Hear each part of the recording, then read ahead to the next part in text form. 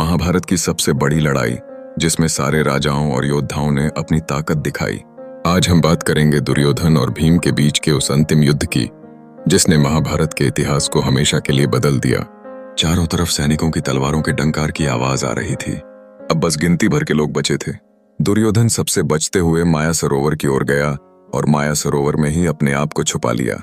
तभी भीम की नजर चारों ओर पड़ी कि दुर्योधन किधर गया। तब भगवान कृष्ण ने आकर कहा कि दुर्योधन माया सरोवर की ओर गया है, मैंने स्वयं उसे देखा है उधर जाते हुए। भीम और कृष्ण और बाकी पांडव माया सरोवर पहुंच गए। वहां पर पैर के कदम देखकर भीम और कृष्ण समझ गए कि वो अंदर ही छुपा है। तभी भगवान कृष्ण ने कहा, भीम, उसे ललकारो, उसे अपमानित करने के लिए कहो ताकि वो लड़ने के लिए बाहर आ जाए। फिर भीम ने उसे अपमानित करने लगा। कुछ देर तो पानी शांत रहा, लेकिन फिर दुर्योधन बाहर आता दिखा। भीम अपनी गदा उठाने लगा। तभी वहां पर बलराम पहुंचे। दुर्योधन उनकी ओर भागा और उनसे विनती की कि मुझे बचा लें, लेकिन भगवान कृष्ण ने कहा, इतना बड़ा युद्ध करवाने के बाद तुम बचने की कोशिश करो, अब युद्ध करो। दुर्योधन ने एक शर्त रखी कि गदा युद्ध ही होगा और मेरे साथ कोई राजा युद्ध करेगा। अब राजा थे युधिष्ठिर।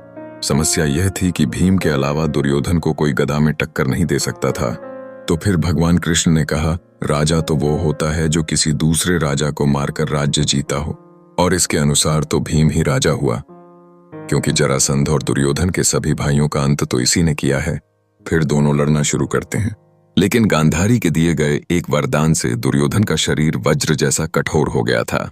तभी भगवान कृष्ण ने भीम को प्रण याद दिलाया कि याद करो कि तुमने हस्तिनापुर के दरबार में क्या प्रतिज्ञा ली थी। भीम को याद आता है उसका प्रण, जिसमें उसने दुर्योधन की जांघ तोड़ने की बात कही थी।